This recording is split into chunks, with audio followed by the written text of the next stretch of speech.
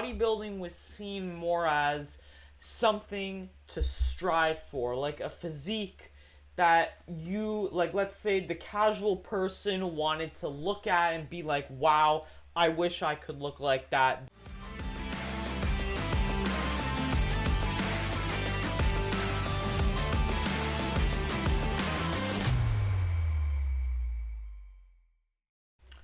Hey guys, what is up and welcome back to the channel. In today's video, apparently open bodybuilding is dying literally and figuratively. So, not my words, it's his. Today we are going to be watching on Back Guy's channel where he made a video saying why open bodybuilding is dying. Over the last few years, we have been seeing a downward trend. Bodybuilders have been dying young at alarming rates, with new headlines coming out almost weekly about how a well-known bodybuilder or star in the gym and fitness community has died prematurely as a result of prolonged exposure to dangerous compounds. And with the inclusion of the more aesthetic and arguably healthier classic physique division getting the spotlight, not as many are watching the big guys anymore. Now, he says arguably healthier classic physique guys. Now, the classic physique guys are definitely way healthier than the open guys. They're obviously taking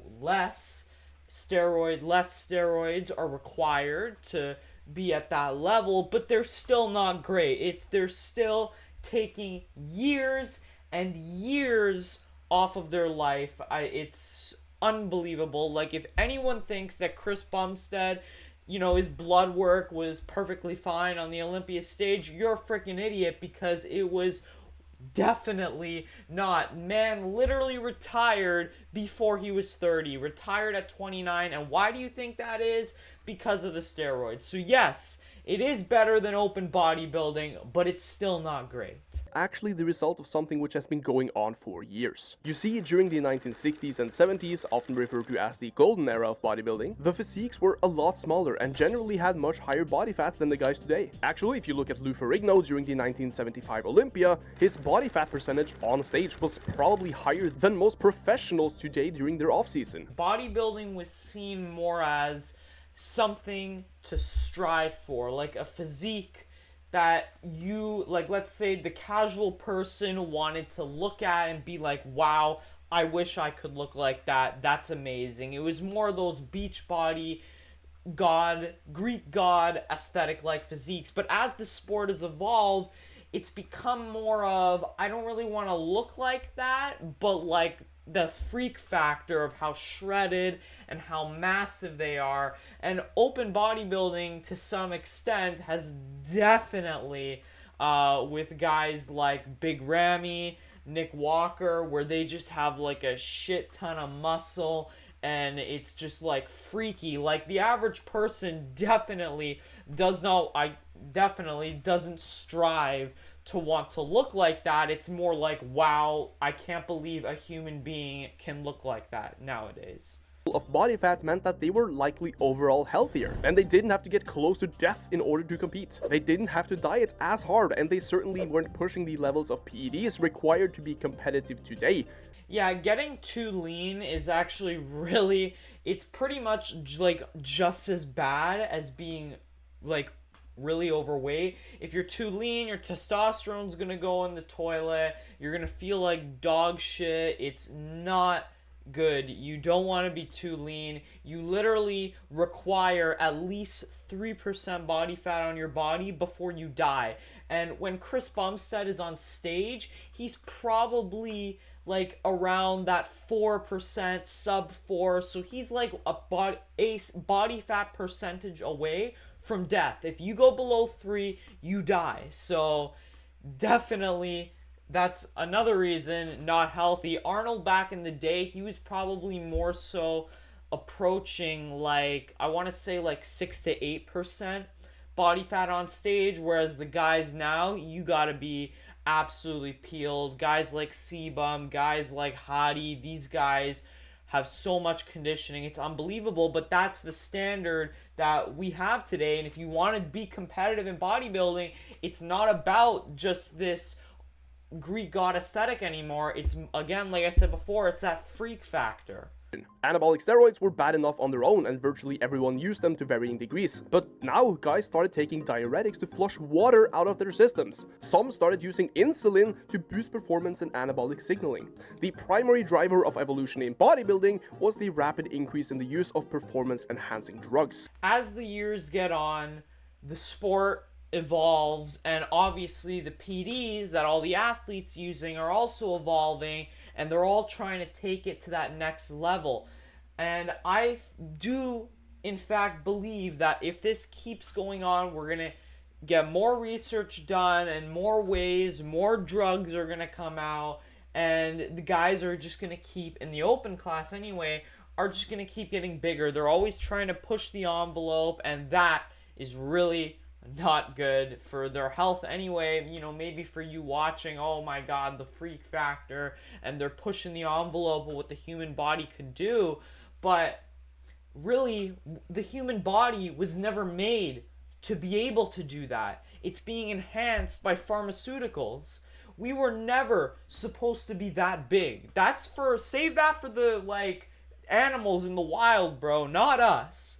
Like, we were never supposed to be that big. And I think another thing to bring up is when you're 300 pounds, like let's take Samson Dota for example. At the Arnold Classic, he competed at 306 pounds. When you have that much muscle, your body doesn't care if it's muscle or body fat. When you're 300 pounds, your heart simply has to pump harder to move that 300-pound body around. It doesn't know, oh, it's body fat or oh, it's muscle. When you weigh that much, you're putting a lot of strain on your heart. So way more likely to get a heart attack and a lot of other cardiovascular complications. Blows to the point that it's not really possible for the guys today to get much bigger or leaner without suffering extreme long-term health consequences. And that's exactly what's been happening. Not only is open bodybuilding coming across as more dangerous than it ever has been, but people have also really taken a liking to these smaller and more appealing physiques. I think another problem with the way that how this mass monster size even started to happen was because the judges just kept favoring it, and they still favor it to this day. Like, let's take classic physique for example. Yes, Sebum did win last year, but Mike Sommerfeld came second, and I would argue he looks like a bodybuilder. He doesn't look like a classic physique competitor. He's so thick, so massive, he looks like a bodybuilder, and that is why he got second. They're rewarding the size. So that's when the judges reward the size, what does that tell the athletes? It tells them they need to take more steroids and they need to get even bigger. Now, I do think that because of Sebum, the standards are shifting a little bit, even in terms of the open division, where we still want, they're still favoring the size, but they're also now favoring the aesthetics. You need to have a small waist and wide shoulders and flaring quads. You need that X-frame. So gone are the days where like someone like Nick Walker, in my opinion, could ever win the Olympia, where he just doesn't have the aesthetics, right? He has more that mass monster, like, whatever. And don't get me wrong, Samson Dota still has that too, but it's just a prettier package. It's more appealing, and it's basically a beauty pageant, but it looks better, and I am glad they're favoring that. And I don't think that they will ever get rid of open bodybuilding. I'm spoiling the beans right now. He says it's dying. I mean, the guys are dying, but I don't think it's getting, like, less popular because of classic. I don't think open bodybuilding is going to go anywhere, because there are always going to be people now, I feel, who are going to want or like to see that mass monster size and conditioning and whatever. But what I do think they should do is add another category where the weight caps are much lighter, so maybe natural guys, or maybe have it drug tested so natural guys could compete and stuff like that, and they don't have to abuse all these freaking drugs to get up on that stage. Because if you're at the Olympia, you're using some kind of performance enhancer. I don't care what it is, you're not freaking natural unless you're William Bonac and you claim natural. Obviously he's natty. And even though the guys now are arguably more aesthetic than the era before, they are still pushing their bodies to the absolute limit. So again, I definitely think that is changing. Guys are definitely more focused on getting that symmetry nowadays anyway. A couple years ago I would say no, but because of CBUM, I do think that the standard has shifted to some degree. Today, with social media, influencers like Sam Sulek, David Lade, Jesse James West, Alex Eubank, etc. are all much more popular than the top-level bodybuilders in open. You don't have to be a freak anymore. Kids on TikTok who drink raw eggs and have a solid physique can easily get more fame than a top-level... Okay, I just want to bring this up because I know a lot of people back in the day used to do this and stuff where they drink raw eggs. Raw eggs, if I'm just pointing this out right now, is literally less anabolic than if you cook the eggs. When you eat the egg raw, the protein is all wound up, but when you cook it, it denatures that protein so your body can absorb it about 30% better. So don't think you gotta eat freaking raw eggs like Rocky. We're not in the 80s anymore. Yeah, it was cool and it was like, oh my god, he's such a badass, but it's stupid. Don't do that. Six-time classic physique Mr. Olympia Chris Bumstead is arguably the most popular bodybuilder in open times, with more than 25 million followers on Instagram. No, he is the most popular bodybuilder, classic physique competitor in the Olympia.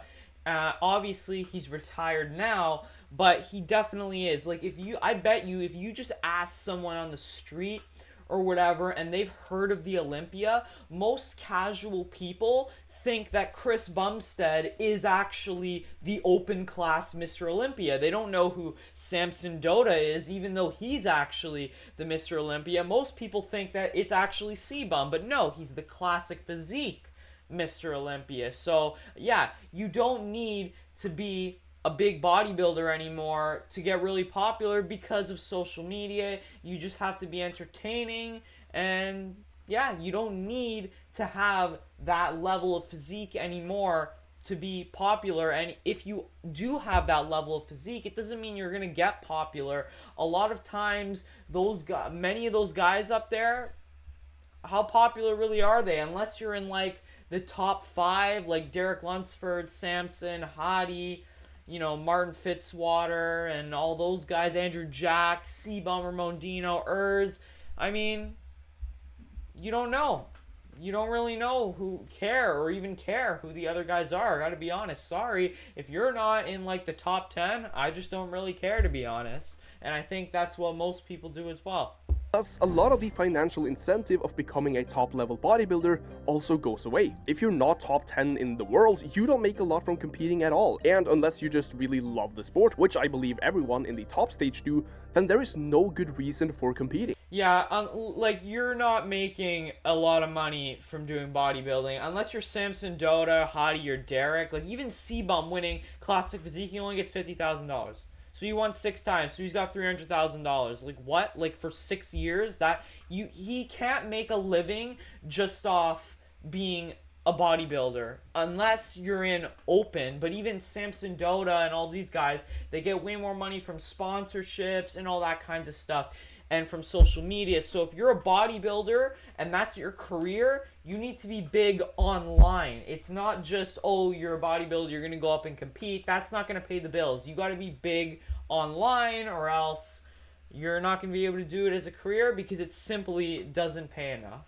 It's one of the most mentally demanding sports out there with so little benefit that it's crazy. It says it's one of the most mentally demanding sports. I'm gonna argue it is the hardest sport in the world, and I've said this before, it's because it never leaves you.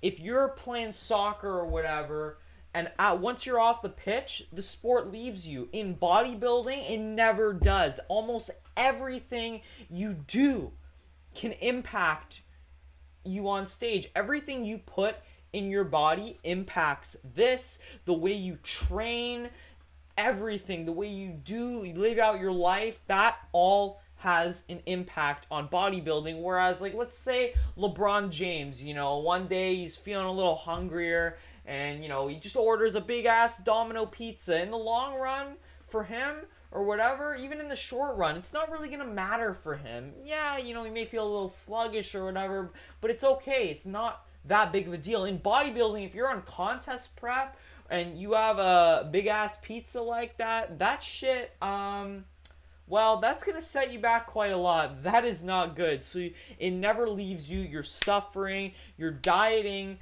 to so lean. And it's also, I want to bring up, it's the most unhealthy sport and most dangerous sport in the world as well. I don't think you can name something that's more dangerous than bodybuilding. Dieting to that low of body fat percentages and doing the training and taking all the PEDs, not good. Not good.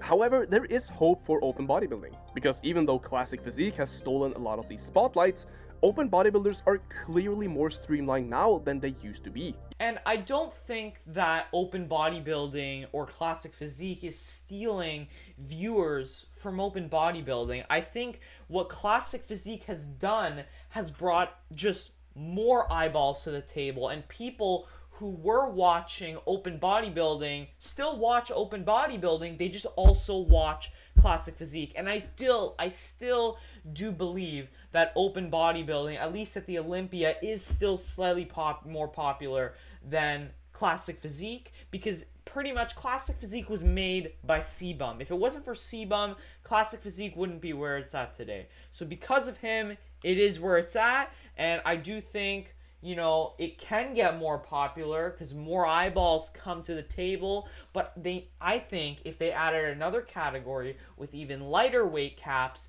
it would be even better, and that would bring even more eyeballs to the table. And I think that could be even more popular than classic physique, because it would be more attainable to the masses and more people could strive to look like that. Not that, 1% of the population could even get there, but it still looks more realistic and more attainable. If we keep seeing more top-level bodybuilders die young, or if classic keeps growing, then I think that's a very realistic scenario. And open bodybuilding may be wiped off the map completely. Again, I don't think open bodybuilding is actually gonna really go anywhere. I think it's gonna remain where it is. I'm happy with, their judging criterias where they're going more to the aesthetics. I just think that they need to make another category for smaller competitors so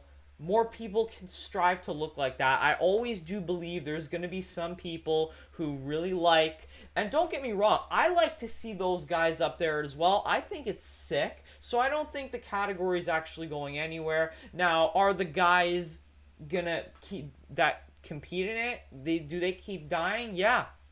Those guys, yeah, they're pushing the limits, and that's something that they accept.